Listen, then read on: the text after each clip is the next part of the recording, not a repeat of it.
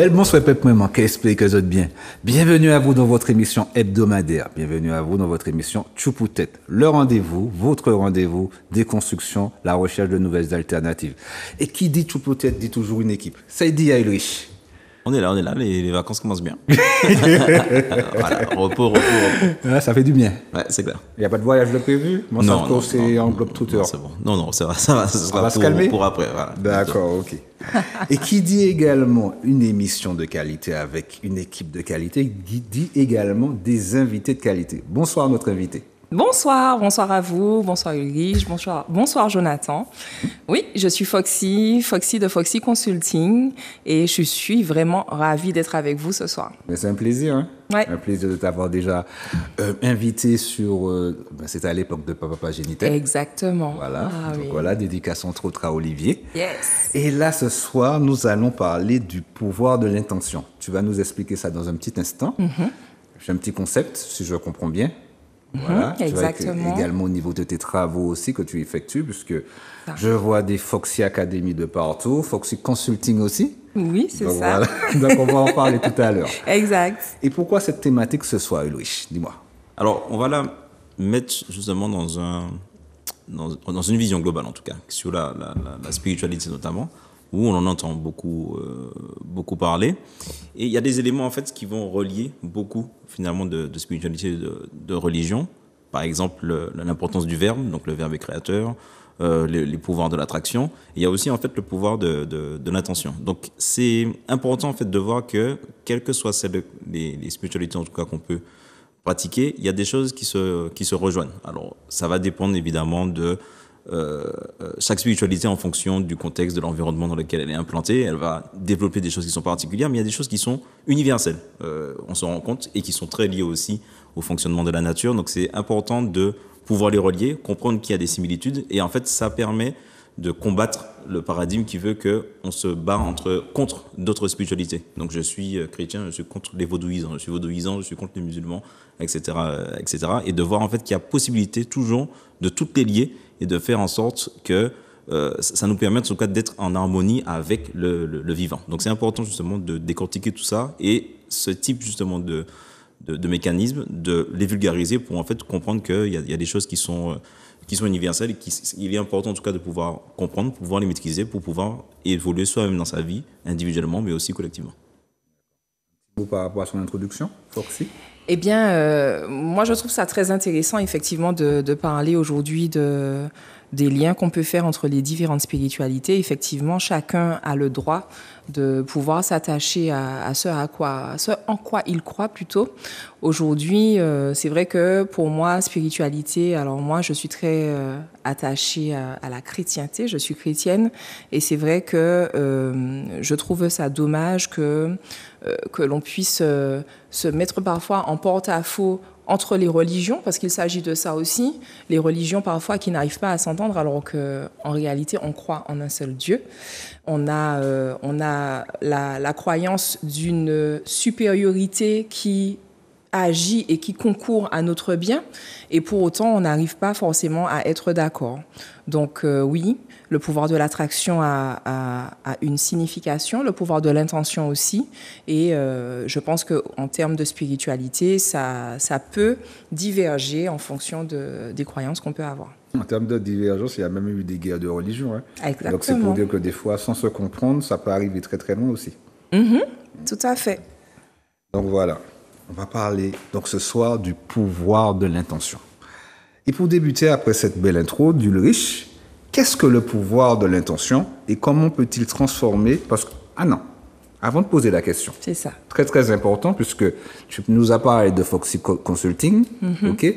Au niveau, tu travailles avec qui? Comment ça se passe aussi? Parce qu'avant de parler du pouvoir de l'intention, je voudrais savoir au niveau de ton activité, il s'adresse à qui? Comment ça se passe? D'accord. Alors, c'est vrai que tout à l'heure, tu as parlé de l'émission dans laquelle j'étais déjà intervenue auprès d'Olivier, et ça, c'était vraiment une très, très belle expérience. Merci beaucoup de le rappeler. Aujourd'hui, le cabinet d'accompagnement a évolué d'un cran. Donc aujourd'hui, je représente et je suis la fondatrice du cabinet d'accompagnement relationnel Foxy Consulting. Alors c'est vrai que ma première formation initiale, c'est d'être coach parental. Donc c'est vrai que j'ai pour habitude d'accompagner les parents.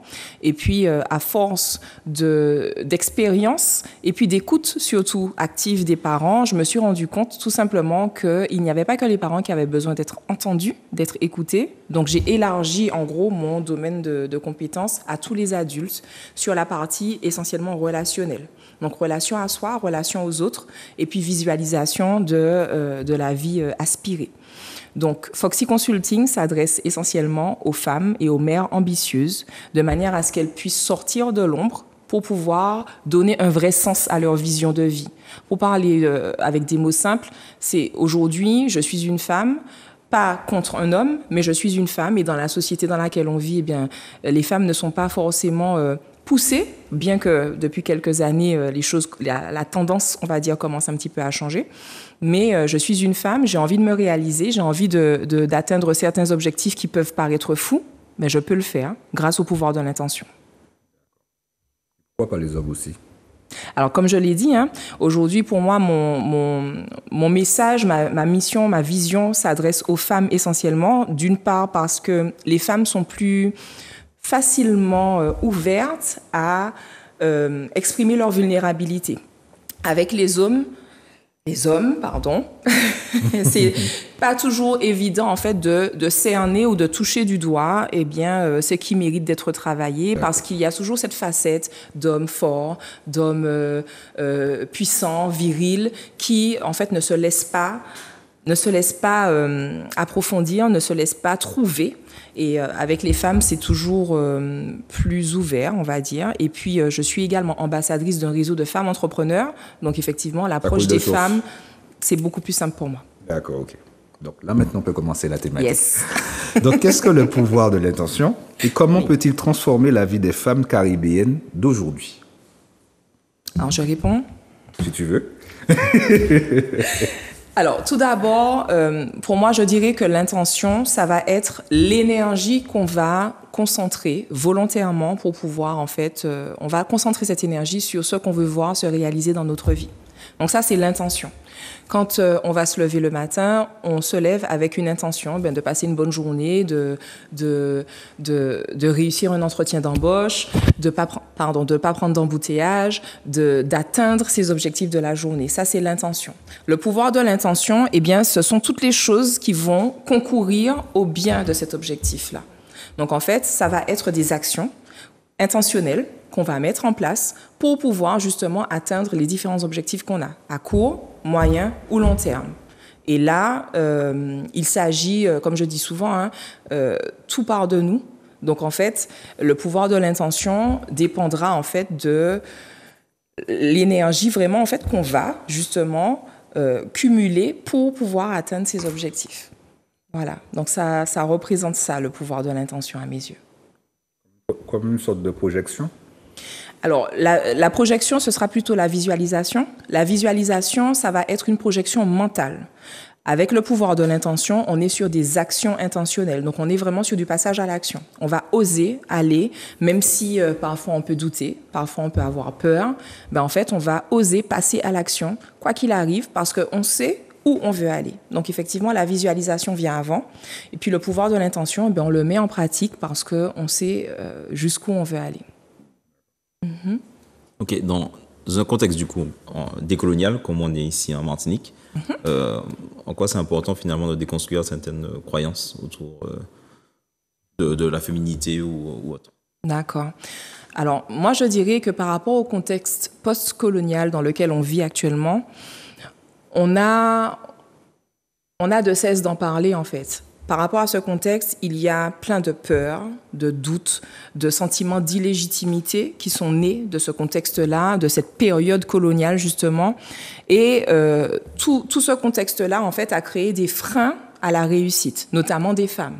Parce que même si, quand on parle de contexte colonial, on va parler de colonisation, donc effectivement d'entité blanche et d'entité noire, mais au sein même de la société, on est aussi dans une société qui est née avec cet engouement de patriarcat où l'homme est forcément au-dessus de la femme. Donc, pourquoi c'est important pour la femme d'avancer dans sa vie avec le pouvoir de l'intention? C'est parce que, à cause de ce contexte-là, eh bien, il y a des croyances limitantes, finalement, qui vont émerger. Par exemple, une femme, elle aura plus tendance à se dire que elle ne peut pas diriger une entreprise parce que le fait d'être PDG, on dit président, directeur général. On ne parle pas de présidente, directrice générale, en général. Voilà. Donc, bien sûr, les choses tendent à évoluer, mais de prime abord, c'est un petit peu ces croyances-là qui vont ressortir. Une autre croyance qui peut aussi être mise en avant, c'est que comme je suis une femme, il va falloir absolument que j'en fasse plus pour pouvoir me faire remarquer, pour pouvoir être prise au sérieux et asseoir ma position. Une femme est obligée de mettre en place plus d'efforts pour pouvoir être prise au sérieux. Alors qu'un homme, il va arriver en complet veston. Vous voyez, moi j'ai mis ma veste, mais c'est pas pour rien. Il va arriver en complet veston, mais il va être pris au sérieux parce qu'il va être propre sur lui-même, il va être épilé, il va sentir bon et on va le prendre au sérieux, alors que peut-être que son bagage intellectuel est beaucoup plus inférieur que celui de la femme qui sera à côté de lui. Et il y a une autre croyance qui me monte, c'est que les femmes, il y a cette expression que je n'approuve absolument pas, vous le comprendrez, mais la place de la femme est à la cuisine. Voilà. C'est pour que tout le monde, tous les auditeurs et les personnes qui nous regardent comprennent là où je veux en venir. Une femme aura tendance à se dire qu'elle ne peut pas être salariée avec beaucoup de responsabilités, être mère, être épouse, être femme tout simplement, être elle finalement. Donc en fait, elle aura plutôt tendance à compartimenter chacun de ses rôles, alors que nous aussi, nous pouvons être tout ça réunis. Donc, je pense que le contexte postcolonial empêche à certaines femmes de se réaliser, en fait. Effectivement. Donc, à travers tout, je dirais, ce travail-là qui est effectué, déjà ce travail-là de la société pour démontrer que la place de la femme n'est pas que dans la cuisine, mais pas du tout. Exact. Donc, ça démontre que l'évolution, donc ça démontre que la femme doit prendre sa place au maximum. Et toi, tu aides à partir de là. Mais c'est exactement ça, Jonathan. Mon rôle et ma mission, très clairement, c'est d'aider les femmes à prendre leur juste place. Tout le monde n'est pas voué à être femme entrepreneur, femme chef d'entreprise. C'est pas ce que je suis en train de dire. Toutes les femmes ne sont pas vouées à avoir des postes à responsabilité, sinon on n'aurait plus d'ouvriers, les entreprises ne tourneraient plus. Et homme ou femme, pour moi, c'est la même chose. Mais une femme qui ressent le besoin, une femme qui est ambitieuse, qui a des projets et qui ne les réalise pas parce que toute sa vie, dans sa construction identitaire, dans son socle familial, on lui a dit « toi, tu es une fille, tu vas être caissière, en fait. Ou bien tu vas travailler à la Sécu, pour pas nommer d'instance, et tu auras la garantie de l'emploi, et puis ce sera bien pour toi, et puis tu vas trouver un mari riche, en fait. » Et aujourd'hui, il y a énormément de femmes qui sont pas heureuses parce qu'elles n'ont pas... elles n'ont pas été encouragées à avoir le courage, elles n'ont pas été encouragées à passer à l'action malgré les risques que cela peut encourir, en fait. Et de ton côté, quel a été ton déclic personnel? Parce que pour en arriver là, il y a eu un déclic également. Comment ça s'est passé de ton côté? Alors, pour parler un petit peu de mon histoire personnelle, j'ai été une enfant qui était extrêmement théâtrale, j'avais beaucoup de projets, je voulais faire plein de choses. Beaucoup de choses. Ma famille peut en témoigner. Et puis, il est arrivé justement ce moment où je me suis résignée à être moins que les autres parce que justement, on me disait que j'en faisais trop. On me disait que je voulais toujours me mettre en avant. Quand j'entrais dans une salle, en fait, tout s'arrêtait pour me regarder alors que je ne faisais absolument rien pour ça, je le jure. Et donc, tout ça pour dire que le charisme, en fait, qu'on dégage ne dépend pas de nous. Le charisme, c'est l'aura qui va se dégager de nous, c'est ce qui va faire que les gens vont s'intéresser à nous. Et à force d'entendre que j'en faisais trop, que j'étais trop, que je m'habillais trop, j'ai pris l'habitude de me mettre en retrait. Et c'est pour ça qu'aujourd'hui, j'accompagne ces femmes qui prennent cette même décision-là, de faire autrement, Parce que on a le droit de briller. On a le droit de briller, pas parce qu'on veut se faire voir, mais on a le droit de briller parce qu'on est qui on est, en fait. Et si ma place n'était pas juste derrière la caisse? Et si ma place n'était pas juste à un poste d'accueil dans une institution? Ma place peut être autre part. Et si je ne mets pas en place des actions pour pouvoir justement embrasser cette vie-là qui m'attend, je n'y arriverai jamais et je serai malheureuse. Et le déclic que j'ai eu, c'est... je dirais à la suite de mon divorce, parce que là aussi, je me suis éteinte à travers un mariage qui était à la base vraiment basé sur l'amour, mais j'ai fini par m'éteindre parce que à vouloir justement laisser l'autre passer avant moi, eh bien, ça a été pour moi un déclin complet. Je me suis éteinte, je me suis oubliée, je ne savais plus ce qu'était ma passion. J'ai arrêté le chant, j'ai arrêté de danser, j'ai arrêté de sortir, j'ai arrêté de faire plein de choses parce que, justement, les profils que je disais tout à l'heure, donc devenir maman, mais ça a pris la place, devenir épouse, ça a pris la place avant d'être moi. Donc, je n'avais plus aucune ambition. Des fois, c'est pas forcément la faute des autres aussi. Ah, absolument pas. Alors, très sincèrement, pour moi, une situation comme celle-là où on oublie qui on est. On se met trop de pression. On se met trop de pression, c'est une façon de voir les choses, mais ça n'est jamais de la responsabilité de l'autre. Aujourd'hui, mon ex-mari, par exemple, je ne peux pas lui reprocher ni lui accorder la responsabilité ni la culpabilité du divorce que nous sommes en train de vivre, et je remercie le ciel pour ça. Ça se passe vraiment dans les meilleures conditions possibles. Aujourd'hui, je crois que il faut ouvrir un petit peu, ouvrir les yeux et se rendre compte que s'il y a un moment où je me suis oubliée, mais c'est parce que j'ai fait le choix de laisser la place à l'autre, à mon enfant, à mon époux, à ma famille, à mes amis, à autre chose qu'à moi-même, en fait. De choisir soi-même. Et ça, voilà. Et là où le déclic est arrivé, c'est justement au moment où j'ai décidé de me choisir. Et là, les choses sont bien faites parce que l'univers concourt, Dieu concourt au bien, d'accord? Donc, quand on apprend à mieux se connaître, quand on améliore sa relation à soi-même, eh bien, on attire à soi les bonnes personnes. Et donc, c'est comme ça aussi, et je le dis, c'est comme ça aussi qu'on apprend à se reconstruire avec la bonne personne. Ok, et quelles sont du coup les résistances que tu peux avoir de la part des femmes que tu accompagnes? Oui, alors c'est vrai que les femmes que j'accompagne, elles font souvent preuve alors, elles émettent des doutes vis-à-vis de leur parcours, de leur vie. Elles ne réalisent pas forcément d'où elles partent. Et elles ont du mal justement à réaliser jusqu'où elles sont arrivées aujourd'hui, les étapes, les épreuves et les défis qu'elles ont su relever. Et là aussi, c'est un travail que je mène avec elles pour qu'elles puissent simplement prendre conscience de là où elles sont parties et là où elles sont arrivées pour reconnaître finalement leurs valeurs. Donc j'ai parlé des doutes, j'ai parlé d'un manque de confiance très très très important.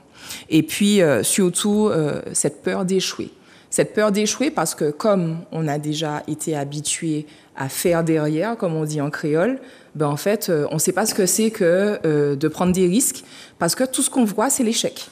Et puis, il y en a pour un petit pourcentage qui n'auront pas peur d'échouer, mais qui auront peur de réussir.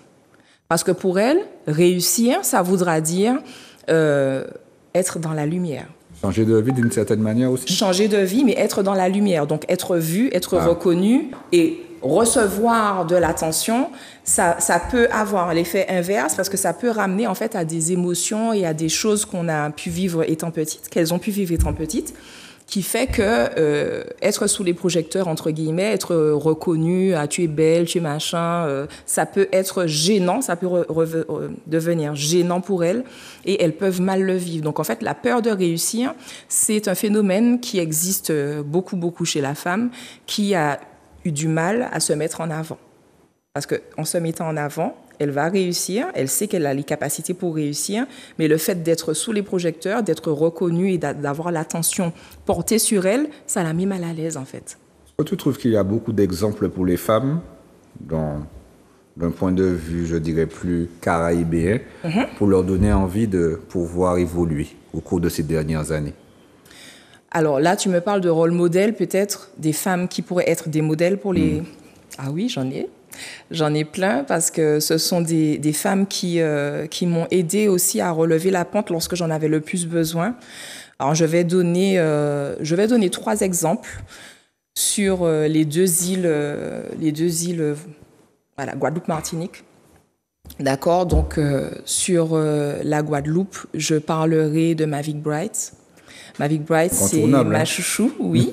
C'est ma chouchou. C'est une femme qui a relevé énormément de défis. Alors, c'est vrai que quand on la voit aujourd'hui, c'est quelqu'un qui présente, en fait. Mais quand on sait que elle a été déclarée infertile, qu'elle a eu 5 enfants au final, qu'elle a fait une banqueroute de 180 000 € et qu'aujourd'hui, elle est chef d'entreprise de 5 entreprises, me semble-t-il, qu'elle a eu un mariage chaotique, on est toutes les deux passées par là, et qu'aujourd'hui, elle est mariée et heureuse dans son mariage, elle est remariée et heureuse dans son mariage, c'est des choses, en fait, qu'on ne voit pas forcément quand on la voit aujourd'hui.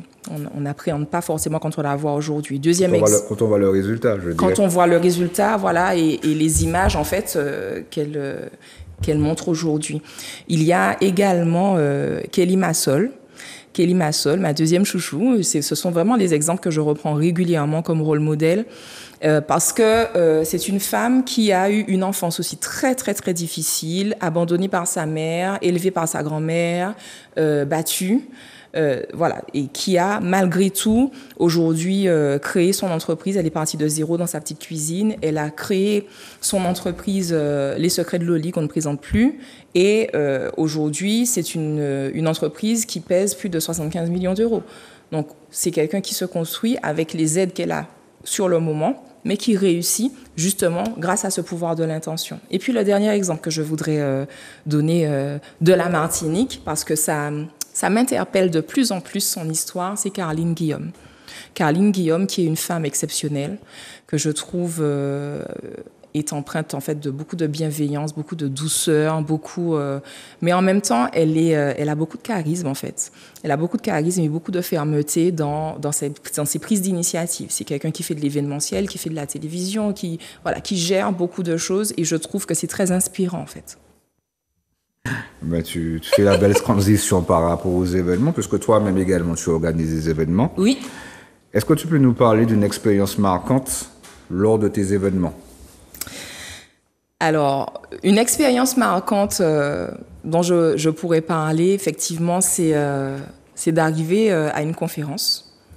D'arriver à une conférence en se disant, bon, ok, je vais intervenir, je vais parler de mon champ de compétences, le pouvoir de l'intention, et arriver dans la salle, je ne m'attends pas forcément à ce qu'on me reconnaisse en fait. Et là, on dit ah la voilà. Alors, moi je pense pas que c'est de moi qu'on parle. Et donc du coup, ça me fait toujours très bizarre en fait d'entendre les gens dire ah oui c'est elle, c'est Foxy, est-ce que je peux faire une photo avec vous? Ça n'a rien à voir avec le nez qui gonfle, mais c'est toujours impressionnant de voir que le message que je porte en fait a un impact, a une portée plus ou moins lointaine. Il y a des gens, dernièrement, j'ai co-organisé une conférence avec la fondatrice de mon réseau de femmes entrepreneurs, et il y a des personnes qui arrivaient plutôt de la Guadeloupe, qui arrivaient de Paris, et ces personnes m'ont reconnue en fait, ne m'avaient jamais vue physiquement, mais m'ont reconnue, et c'est toujours gratifiant de se dire que le message que l'on porte arrive à traverser la mer, tout simplement. Quand on écoute un petit peu ce que tu disais par rapport à ton déclic personnel, quand tu t'es mis en retraite, donc c'est clair que maintenant arrivé en étant exposé, de briller, de scintiller, d'être vu, donc c'est clair que ce passage-là, il peut être également brutal, il faut s'y préparer. Il faut s'y préparer, mais c'est vrai que j'ai appris en fait à accueillir ça, à accueillir le compliment, parce que les compliments sont difficiles à accueillir au bout d'un moment. Mais quand on fait le choix, justement, de faire le premier pas pour pouvoir devenir la femme que l'on est vraiment, il y a des choses, il y a un travail forcément un travail sur soi à mener. Et cette configuration-là, je l'ai travaillée justement, je me suis préparée à ça parce que je savais que ça aurait été inévitable. Voilà. Ça fait travail là, docteur Mu. Oui, c'est ça, d'accord, moi, pour le coup, cordonnier bien chaussé. Ok, et pour toi, comment allier la spiritualité, nos traditions et le développement personnel dans une démarche d'émancipation? D'accord. Alors, quand j'entends émancipation, j'entends affranchissement. Pour moi, alors je ne sais pas si là on parle du contexte postcolonial ou pas, mais il y a des choses qui relèvent en fait de notre éducation et qu'on ne peut pas renier. Il y a des choses qui font partie de notre identité et qu'on ne peut pas renier. Ça ne veut pas non plus dire qu'on est obligé de tout garder. Ça ne veut pas non plus dire qu'il faut tout changer non plus, en fait. Donc, pour moi, le travail dont je viens de parler, c'est un travail qui est très important, le travail d'introspection, le travail où on va vraiment chercher à savoir qui on est. C'est quoi notre identité? L'identité, c'est vraiment tout ce qui englobe ce qui nous définit.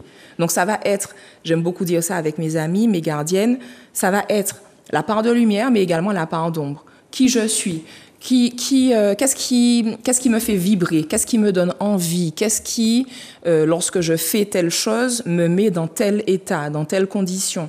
Donc, voir à ce moment-là ce que je vais continuer, ce que je vais arrêter, ce que je vais modérer, à quel moment je vais utiliser tel ou tel outil. Et pour ce qui concerne la spiritualité, les traditions caribéennes, moi, je crois que chacun doit pouvoir trouver en fait son harmonie. Je parle même pas d'équilibre, mais c'est vraiment son harmonie, parce que à mieux se connaître, on sait exactement ce qui est bon pour nous et puis ce qui est bon à garder surtout. Trouver ce temps-là aussi pour effectuer cette introspection, parce que des fois on est tellement pris dans les rouages du quotidien qu'on ne se donne pas forcément ce temps-là de faire cette introspection. On va se dire, il y a les enfants à déposer, surtout s'il y a peut-être un nouveau-né, etc., etc. Et ensuite, après ça, on ne trouve pas forcément ce temps-là pour se reconnecter avec soi-même. Exactement. C'est vrai que c'est souvent l'argument qu'on donne parce que c'est aussi une vérité. On est souvent happé, en fait, dans toutes les activités quotidiennes. Alors, quand on est parent ou quand on est salarié, actif, tout simplement, on a toujours quelque chose à faire. Et c'est là où il faut se poser les bonnes questions. Parce qu'il y aura toujours quelque chose à faire, mais si on ne prend pas le temps de prendre le premier bout, en fait, le premier bout, on peut pas se construire, on peut pas construire quelque chose qui a du sens finalement. Parce que si c'est dans le brouhaha qu'on essaie d'entendre ce qui se dit, d'écrire une phrase et d'entendre ce qui se dit, la phrase n'aura pas de sens en fait. Et pour avoir la phrase qui nous définit, il faut apprendre à faire silence. Et justement, prendre le temps. Prendre le temps. Alors, il y a des astuces que beaucoup de personnes peuvent donner, mais je crois que la vie en elle-même est une... comment je peux dire ça? Professeur, c'est un bon professeur en fait. La vie nous lance des signes. On a des signes où on devrait se calmer, on devrait se poser, on devrait s'arrêter. Mais comme on est têtu et qu'on est borné, eh ben, en fait, on s'active encore plus, on essaie de se trouver encore plus de choses contraignantes à faire. Et puis finalement, ben, on n'a pas avancé. Et tant que la leçon n'est pas apprise, la vie nous la représente de plus en plus compliquée. Voilà, comme un éternel recommencement. C'est ça, tant qu'on n'a pas appris la leçon. Tant qu'on n'a pas appris la leçon. Voilà. Donc le problème va toujours revenir. C'est ça. Il faut le régler. Il faut le régler. En fait, il faut apprendre à s'arrêter pour régler le problème. Il faut arrêter de procrastiner, il faut juste avancer. Exact. Mais est-ce que tu as des outils concrets que tu pourrais partager qui permettent justement de cultiver son pouvoir d'intention au quotidien? Alors, c'est vrai que moi, je propose un programme qui est plutôt complet pour justement travailler en prenant le temps et avec plus de sérénité. C'est un programme qui se fait sur 6 semaines. Un programme au cours duquel, d'entrée, en fait, on fait un diagnostic, on va dire, de la situation de la cliente, un audit plutôt de sa vie, voir un petit peu ce qui va pas, ce qu'elle aurait aimé voir évoluer dans sa vie. Il y a effectivement des outils concrets à mettre en place dès que je les présente, qui peuvent être mis en place. Je vais en parler d'un en particulier tout à l'heure, parce que je crois que c'est le plus important. Et puis, il y a des séances de coaching. Et puis, ce qui est important dans ce programme d'accompagnement, c'est qu'à la fin, je propose un consulting, une séance de consulting, au cours de laquelle, avec la cliente, je mets en place un plan stratégique avec des actions intentionnelles. C'est-à-dire que tu arrives, tu as des besoins, des rêves, des intentions qui sont là, mais que tu n'arrives pas à mettre en pratique. Au fil du temps, avec le coaching, on voit ce qui te définit, tes valeurs, tes qualités, tes freins, les obstacles, les croyances limitantes que tu peux avoir, jusqu'où tu peux aller pour atteindre l'objectif que tu veux. Parce qu'il y a des gens qui veulent vraiment, je prends un exemple simple, il y a des gens qui ont envie de s'accorder plus de temps. Tout à l'heure, tu parlais de prendre le temps pour soi. Il y a des gens qui ont envie de faire ça. Mais quand tu leur dis, par rapport à ta journée qui est chargée, parce que tu as 5 enfants, tu as un travail, tu as un mari, mais essaie de te réveiller 30 minutes un petit peu plus tôt pour, justement, prendre soin de toi, t'accorder ce temps dont tu as besoin. Mais elle refuse. Elle refuse. Alors moi, je comprends, parce que pour elle, elle voit ça comme une contrainte. Mais en réalité, c'est de l'investissement. Changer l'énergie. Oui, c'est de l'investissement, parce qu'en prenant soin de soi avant, on est plus ouvert à prendre soin des autres. On fait les choses moins machinalement et on les fait avec amour. Et quand je dis dans le coaching, on voit jusqu'où je vois jusqu'où la cliente est prête à aller pour gagner ce qu'elle recherche, en fait. Et quand on arrive à ça, et quand je sens, quand j'arrive à voir, en fait, à déterminer jusqu'où elle est prête à aller, avec le consulting et le plan stratégique, je lui donne des conseils, je lui suggère en tout cas des actions intentionnelles à mettre en place. Et ce sur quoi j'insiste, c'est qu'il ne faut jamais mettre en place des actions trop compliquées, en fait, à respecter, trop vite. C'est-à-dire qu'on veut perdre 10 kilos en 8 semaines, mais on veut faire 30 minutes tous les jours de sport. Si tu n'as jamais fait de sport de ta vie, c'est pas possible. Donc tu regardes aussi au niveau des capacités et ce qui est réalisable aussi. Oui, c'est important. Il faut aussi avoir cette franchise-là de dire à la personne. Mais en fait, c'est surtout elle. C'est elle qui saura si elle est capable de faire juste 5 minutes tous les matins. Ou alors 5 squats tous les matins. Ça peut être ça, en fait. Mais c'est à elle de pouvoir déterminer. C'est même pas à moi de lui dire. C'est-à-dire que moi, en tant que coach et consultante, je ne peux pas décider à la place des clientes. Par contre, je vais les orienter, je vais les guider, je vais leur poser des questions. Et c'est au fur et à mesure de leur réflexion qu'elles sauront exactement jusqu'où elles peuvent aller. Mmh. Voilà. Et 5 squats, c'est bien, mesdames. Continue. On a parlé des outils concrets. Ah voilà. Oui, alors du coup, l'outil dont j'ai parlé tout à l'heure, je disais que c'est un outil que je partage régulièrement, c'est le carnet de réussite.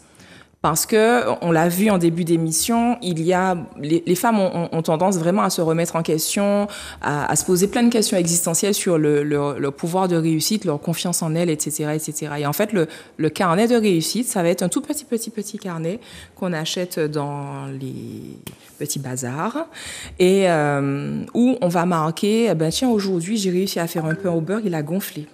Voilà. C'est une réussite, en fait. Ça veut dire que si on l'a réussi aujourd'hui, ça veut dire qu'on peut le réussir 100 fois. J'ai réussi à calmer les enfants sans crier. C'est une réussite. Et quand on va pas bien, quand on doute de soi, quand on rentre justement dans tout ce qui est sentiment d'illégitimité, en fait, en relisant toutes les réussites qui peuvent être celles-ci ou d'autres, ça permet un regain d'énergie, un regain de motivation pour ne pas perdre le fil. Voilà. Donc, on a parlé des outils concrets, tu viens de nous dire. Oui. Effectivement, le truc, c'est que de rien minimiser, c'est-à-dire, c'est une affaire de valorisation d'une certaine manière. Ah oui, la valorisation de la femme, la valorisation de ses actes aussi, des capacités de la capacités. femme. Oui, c'est ça. C'est vraiment ce que je veux mettre en avant. Et Foxy Consulting, aujourd'hui, on est au début de l'activité de Foxy Consulting. Les choses se mettent en place au fur et à mesure, mais on veut aller plus loin. Foxy Consulting existe depuis quand? 2022. Depuis 2022, déjà 3 ans alors. Donc, c'est passé de Foxy Academy à Foxy Consulting, c'est bien ça? C'est ça. Il n'y a plus Foxy Academy alors? Ben, en fait, si tu veux, le nom a changé, mais c'est toujours la même société. C'est toujours la même personne. C'est toujours la même personne, c'est toujours la même audace, c'est toujours la même bienveillance aussi, sauf que voilà, le champ est beaucoup plus large. Foxy, dis-moi, comment vois-tu l'avenir de la Martinique? De plus en plus de personnes, en particulier, bon, on parle des femmes, au sortir de ces sentiers battus. Qu'est-ce que tu en penses?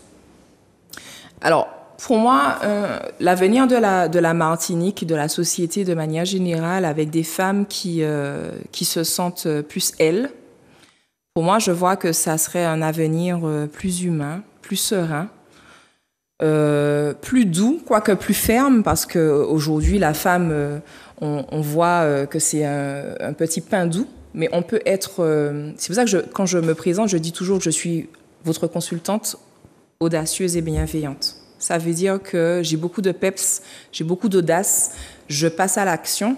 Ça ne veut pas forcément dire que je ne peux pas être bienveillante. On peut être douce et ferme à la fois, en fait. Et aujourd'hui, je crois que les femmes ont besoin d'entendre qu'elles sont capables de prendre des grandes décisions aussi. Tu vois une évolution au niveau des femmes en Martinique? Comment tu perçois cette évolution-là aussi? Est-ce que tu vois en grande majorité qu'elles se sentent plus, je dirais, au niveau de leur estime de soi, de cette valorisation-là, plus rassurante, plus confiante? Comment tu perçois ça? Comment toi tu vois de ton côté? Oui, alors je dirais que de plus en plus de femmes ressentent le besoin justement d'avoir un renforcement de la confiance en soi. Elles s'y intéressent beaucoup plus. Alors, pour être ambassadrice d'un réseau de femmes entrepreneurs en Martinique, je vois l'engouement, le besoin, l'intérêt d'être accompagnée, d'être boostée par rapport à différents projets qu'elles peuvent avoir. Et je vois aussi des femmes qui comprennent très très vite qu'elles peuvent prendre leur place en douceur, mais avec fermeté, qu'elles peuvent prendre leur place dans n'importe quel domaine d'activité. J'accompagne des femmes qui sont chefs d'entreprise, entreprise avec S, chefs d'entreprise dans l'immobilier, dans le BTP, dans la mécanique, auto, moto. Enfin, il y a des choses aujourd'hui que les femmes arrivent à réaliser parce qu'elles prennent conscience justement qu'elles sont en mesure de le faire, qu'elles sont en capacité de faire des choses. Et encore une fois, c'est pas à la place des hommes ou mieux que les hommes, c'est simplement le faire parce qu'elles ressentent l'envie de le faire. Une capacité. Oui. Sans se restreindre. Exactement. Exact.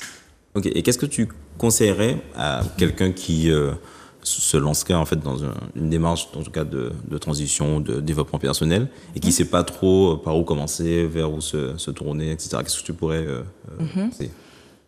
Alors, là, ça va être la deuxième minute Péanceau. J'ai eu à être accompagnée pour devenir la femme que je suis aujourd'hui. Donc, je crois que pour atteindre le palier supérieur de sa vie, on a forcément besoin d'être accompagné. Les choses ne se devinent pas, elles ne se créent pas de manière instinctive. Tiens, on se réveille un matin et on est plus motivé, on est plus punchy, on sait comment les choses fonctionnent. Et voilà. En fait, il faut apprendre. Et pour apprendre, il faut avoir envie de le faire et il faut être en mesure, en capacité aussi d'accueillir les conseils qui ne sont pas toujours tendres d'une coach ou d'une consultante qui nous poussent en fait à aller plus loin. Parce que le plus souvent, on peine à se développer personnellement parce qu'on a peur de l'inconnu. On a peur de devenir cette personne en fait qu'on a perdu de vue depuis tellement longtemps et on ne sait pas si on va réussir encore à être cette personne-là qu'on a rêvé d'être étant petite, mais ça fait tellement longtemps qu'on a peur finalement. Donc il faut pas lésiner sur le fait d'être aidé et d'être accompagné pour devenir la femme que l'on veut devenir. Donc si j'aurais aimé qu'on parle de tes événements. Oui. des événements, de tout ce que tu organises. C'est dans une fréquence. Tu organises des événements 2 fois de l'année, 3 fois. Comment ça se passe au niveau des fréquences? Alors, je vais parler de manière large. Au niveau du cabinet d'accompagnement Foxy Consulting, j'ouvre les portes de mon programme 2 à 3 fois dans l'année. C'est un programme qui se fait sur 6 semaines et qui comprend jusqu'à 10 femmes. Donc, effectivement, ce type d'événement-là est précédé forcément d'un accompagnement beaucoup moins cher, en fait, voire gratuit. Donc, ça peut être un challenge, ça peut être un webinaire, une masterclass, peu importe. Et c'est vrai que ce programme, en fait, comme je disais, je l'ouvrirai jusqu'à 3 fois dans l'année. Après, en tant qu'ambassadrice du réseau des femmes extra de Martinique, j'organise une rencontre pour les femmes entrepreneurs 1 fois par mois. Donc, une rencontre mensuelle où on se retrouve entre femmes, entrepreneurs ou qui aspirent à le devenir, parce qu'il y en a qui ont des projets, mais qui ne savent pas forcément comment lancer leur entreprise, comment créer leur entreprise, comment permettre à leur petite entreprise, en fait, de croître. Et l'objectif, justement, de cette rencontre mensuelle avec les femmes extra de Martinique, c'est justement de les accompagner et de leur permettre de rencontrer lors de cette rencontre une experte, une femme experte dans son domaine de compétences. Ça va être quelqu'un qui va être experte dans la gestion d'entreprise, gestion en finance par exemple, gestion de patrimoine, gestion relation à l'argent aussi. Parce que c'est important, comme je disais, de se faire accompagner, c'est très, très, très important. Et à travers ces rencontres-là, eh bien, beaucoup de femmes se soutiennent, créent des partenariats, arrivent à créer des choses ensemble. Et pour moi, c'est là toute la beauté. Et à côté de ces meet-up brunch des femmes extra mensuelles, nous avons une masterclass pendant l'année que nous organisons, donc la masterclass de la femme extraordinaire. Et puis, il y a également la conférence de la femme extraordinaire au mois de mars, mois des droits de la femme. Tu as des sollicitations à l'extérieur aussi? Alors, en tant que conférencière, j'ai déjà été sollicitée sur Paris pour tenir des conférences. En Guadeloupe également, j'ai eu à me déplacer. Et en Martinique, régulièrement, lors de salons, j'interviens également, ouais. Le travail s'effectue? Eh bien oui, le travail se met en place. Et puis c'est vrai que je ne l'ai peut-être pas dit tout à l'heure, mais j'ai aussi une certification de formateur. Donc j'interviens également dans les universités et dans les campus pour coacher les étudiants. Donc en général, c'est sur les périodes d'examen, mais tout au long de l'année, je peux intervenir sur les compétences que j'ai, notamment le relationnel, la posture, le charisme en milieu d'entreprise, milieu professionnel. Travail la cafette. Ulrich? Sur le côté entrepreneurial, je lisais récemment en tout cas une enquête qui prouvait en fait qu'on était on crée facilement des entreprises en Martinique, mais aussi qu'elles ont une durée de vie qui est relativement courte. Comment tu expliques justement ce contexte-là en fait particulier chez nous, qui fait qu'on crée énormément, mais malheureusement on constate que c'est pas forcément pérenne? Alors, je crois qu'en Martinique, on crée énormément depuis 2020. La crise du Covid, on ne va pas se mentir, a créé une espèce de boom entrepreneurial où beaucoup de personnes ont eu énormément de mal en fait avec le confinement. On cherchait à se réaliser, on cherchait à trouver un sens à leur vie. Et effectivement, comme je le disais tout à l'heure, tout le monde n'est pas fait pour entreprendre. Donc, il peut y avoir cette motivation, mais ce qui se passe avec la motivation, c'est qu'elle ne dure jamais.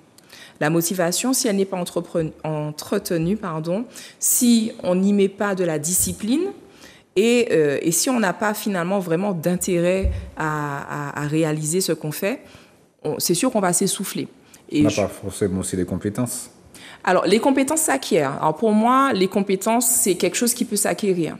On peut commencer quelque chose, ne pas forcément avoir toutes les compétences, mais parce qu'on en veut, ben, on va les acquérir. La motivation. Exactement. Et on va rester motivé parce qu'on en veut. Mais il y a, à mon avis, dans cette période, dans ce créneau de l'ère 2020, il y a eu beaucoup d'intérêt à entreprendre pour ne pas rester chez soi, ou tout simplement pour être actif, parce qu'il y a beaucoup de personnes qui étaient obligées de rester chez eux. Donc, pour eux, c'était une motivation à ce moment-là. Mais après, quand les choses ont commencé, le soufflet a commencé à retomber, ben, en fait, ça n'avait plus trop d'intérêt puisqu'ils ont retrouvé le chemin du travail. Et les entreprises n'ont pas tenu pour certaines. Elles ont tenu un petit peu. Et puis, au fur et à mesure, les gens se sont essoufflés, à mon avis. Entre 3 et 7 ans, les choses s'essoufflent. Ouais.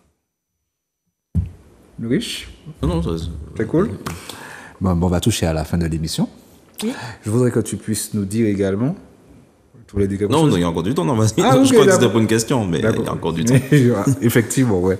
Non, parce que comme on a parlé par rapport à le pouvoir de l'intention, par rapport à tes projets également, par rapport aussi à cette valorisation de la femme, pour montrer que maintenant que la femme, elle se gère de par soi-même. Elle a également des exemples, comme tu disais, avec Mavic White.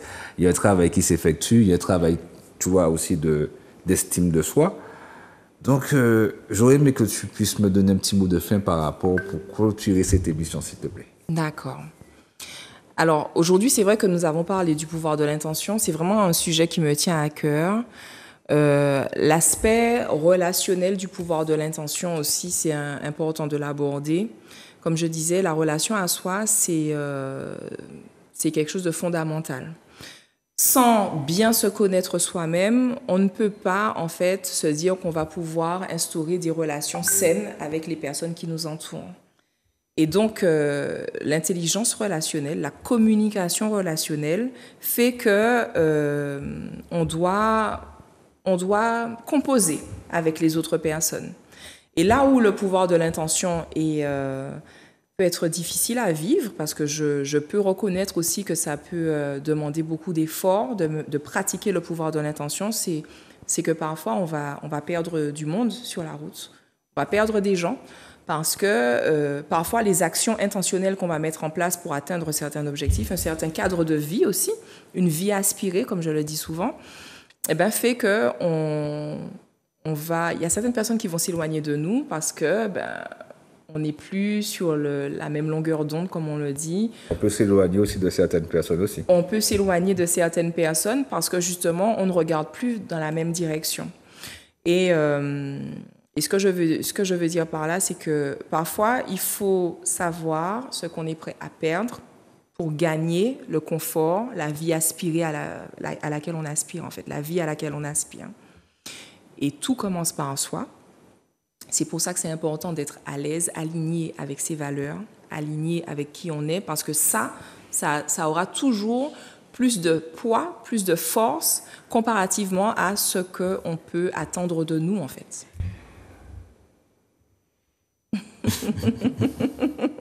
Qu'est-ce que tu en penses, Ulrich, par rapport à ce pouvoir de l'intention? Est-ce que toi-même tu l'adoptes? Oui, comme je l'ai expliqué au début, j'ai été très curieux effectivement de rentrer dans différents concepts, en tout cas qu'on sollicite dans la spiritualité, et celui de l'intention. Et du coup, j'ai mis en place effectivement des outils pour que mes actes correspondent effectivement à mes intentions, pour que puisse se réaliser des choses que j'avais envie de faire. Mais tu viens d'en parler, c'est vrai que forcément en faisant ça là, on est plus connecté à soi. Et là, on est beaucoup moins parce que moi, en tout cas, à titre personnel, j'étais beaucoup dans l'alignation. Faire pour les autres et faire pour plaire aux autres et pas forcément, en fait, en sachant réellement qu'est-ce que je voulais faire, qu'est-ce qui me correspond, etc. Donc, c'est très important de pouvoir être cohérent. Et effectivement, le fait d'être cohérent et d'aller dans une direction, ça fait que tu perds des gens. Mais c'est vrai que après coup, après avoir réalisé tout cela, en fait, on se rend compte que la perte n'est pas si grave que ça. Ça fait mal sur le moment. On ne peut pas se leurrer et dire que maintenant on peut perdre des gens comme ça. Non, c'est des choses, ça tiraille, ça nous démotive justement à certains moments. Et après, effectivement, après coup, on se rend compte que, oui, mais sauf qu'on ne va pas dans la même direction. Donc, est-ce qu'on s'embarrasse d'aller, de traîner des gens comme ça derrière nous, ou bien nous-mêmes qu'on n'est plus alignés à certaines choses et qu'on fait parce qu'on est loyal? Parce qu'il y a ce côté-là où on se dit que Et non, la loyauté, c'est important dans l'amitié, dans la famille famille, etc. Donc, du coup, mais sauf que, on peut pas être loyal à quelqu'un qui n'est pas loyal envers nous-mêmes. Et nous-mêmes, on peut pas aussi demander à des gens d'être loyaux alors que on va plus dans la même direction. Donc, il faut savoir, effectivement, s'en séparer. Et ça, c'est quelque chose c'est un travail qui se fait au fur et à mesure, mais c'est vrai qu'après coup, on voit les résultats et on voit très vite que c'est inéluctable. On peut pas être toute notre vie accompagné des mêmes personnes. C'est pas possible. C'est un petit peu de l'égoïsme, non? Alors, non. Et alors? Je pose la question, ouais. Et alors? Et alors? Moi, je réponds toujours et alors quand on parle d'égoïsme. L'égoïsme, c'est le soi, en fait. C'est se respecter avant tout. Il n'y avait pas de jugement donc par rapport à ça, du tout. Je sais, mais souvent l'égoïsme est connoté de péjoratif. Donc du coup, je réponds toujours et alors en fait. Ouais, je suis égoïste parce que je pense à moi avant. C'est vrai que je t'avais dit que je viendrais à ton anniversaire, mais là j'ai plus envie. J'ai pas forcément besoin d'être fatiguée, j'ai juste plus envie. Et parce que j'ai plus envie et parce que je me respecte moi avant, ben je viendrai pas en fait. Mon sommeil est plus important que d'aller boire du champagne et de faire la fête à pas d'heure. S'auto-centrer. Oui. Parce que quand tu dis... Avec amour. Ouais, c'est ça. Quand tu dis égoïsme, c'est les aspects où on va faire des choses en écrasant les autres pour obtenir nous-mêmes justement des retours, des privilèges, des choses comme ça. C'est ça qui va être problématique dans l'égoïsme. Mais effectivement, quand l'égoïsme est lié au fait d'être connecté à son corps, à ses émotions, etc. On peut pas. En fait, ça peut être que un bon égoïsme. Dans l'ego, on a tendance justement à le détruire, à en parler de façon très péjorative.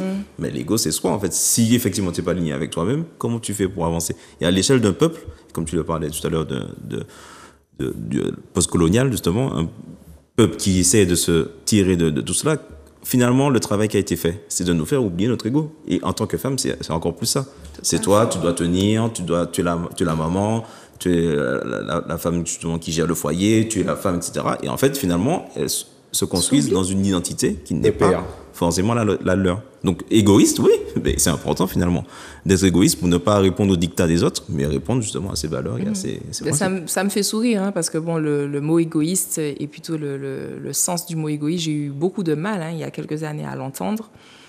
Et pour moi, il était impossible que quelqu'un puisse être égoïste vis-à-vis de moi, par exemple.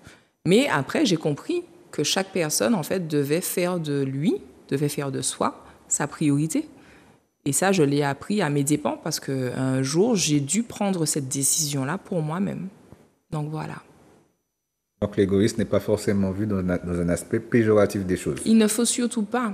Il ne faut surtout pas parce que des fois, quand la personne joue son côté égoïste, des fois, elle nous rend service. Moi, ce que je retiens de cette thématique, c'est-à-dire, c'est d'abord faire pour soi, comme tu disais. Et puis, comme on disait également, le fait de faire pour soi, certaines choses veulent se dégager. Hein. Exact. On sent que voilà, les choses vont se passer comme elles devront se passer. S'il y a des gens qui vont rester, c'est qu'ils devaient rester. S'ils ne soient pas là, c'est que là, t'es faite pour ça. Mais oui. Voilà, tout simplement. Et puis, tout se fait toujours très parfaitement, en vrai. Tout se fait parfaitement, même si on passe par des galères. Tout se fait parfaitement. Tout s'emboîte et continue. Oui. Ouais. Et du coup, l'importance de cette thématique-là, en tout cas, et de se faire accompagner, de faire ce travail-là, comme je l'ai dit, tu l'as dit à l'instant, c'est que c'est lié au pouvoir de l'attraction.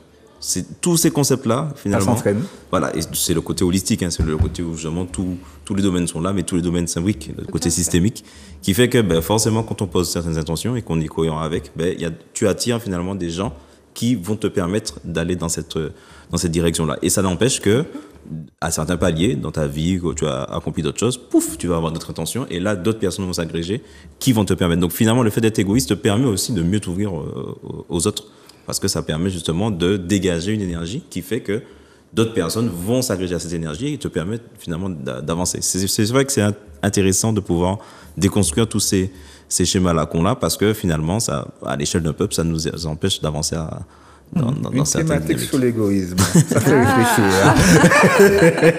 Ça serait intéressant. Ça serait intéressant. Mais Foxy, en tout cas, je te remercie Ben, avec grand plaisir. Ça m'a vraiment fait plaisir de partager tout ça avec vous.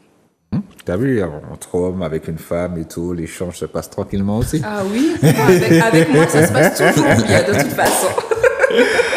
Le Richou, Jacodette? Oui, oui. Et puis, ça nous permet aussi de préciser que c'est le fait que chaque groupe social, en tout cas, travaille de son côté pour s'émanciper ne veut pas dire, en fait, qu'on est contre d'autres. Donc, c'est très important, justement, de pouvoir le rappeler que le fait de faire ce travail. Parce qu'il y en a qui vont le voir comme une menace en se disant, ah, mais les femmes, qu'est-ce qu'elles complotent? Ça y est, elles se regroupent entre elles, c'est Tanaland, donc elles sont ensemble, elles veulent plus des hommes, etc. Alors que, je dis toujours, parlez aux personnes que vous pensez qui projettent cela. Vous verrez, en fait, que le problème, c'est les personnes qui sont problématiques qu'elles vont dénoncer, pas les hommes en tant que tels qui vont être dans ce respect-là. À partir du moment où tu es dans le respect, il n'y aura pas de souci. Donc, c'est pas un combat qui est fait contre les hommes, c'est un combat justement qui permet, comme on l'a vu, si on est dans une énergie particulière, ben, ça fait en fait que ça va attirer d'autres personnes qui seront dans cette énergie-là. Ça va profiter à toute la société. C'est pas juste aux femmes que ça profite à tout le monde. Oui, je suis d'accord avec ça. Foxy, excuse-moi, un contact également, si tu veux donner un numéro ou bien ton site, pour que les gens puissent te contacter, s'il te plaît aussi. Alors, de le dire. Oui, pour me contacter, vous pouvez donc m'envoyer un mail à hello@foxyconsulting.com ou alors vous pouvez me joindre sur toutes les plateformes de réseaux sociaux. TikTok. Ah, je peux nommer. Donc, en fait, je suis sur Facebook, sur Instagram, mais également LinkedIn. Ok, d'accord. Voilà, vous pouvez m'envoyer des messages, je réponds avec plaisir. D'accord. Eh bien, Foxy, on te remercie encore. Merci à vous par rapport à pour tous ces pouvoirs d'intention, tout ça, ça fait réfléchir. Oui, j'espère que ça portera ses fruits. Et voilà, et de toute façon, on constate également qu'au Kagoumou, on a travaillé. Ah oui. Pour la bonne cause. Il faut. Bien sûr, téléspectateurs, téléspectatrices, j'espère que vous avez apprécié cette émission ce soir, riche en informations. Le rendez-vous est pris pour la semaine prochaine. Bonne soirée à vous.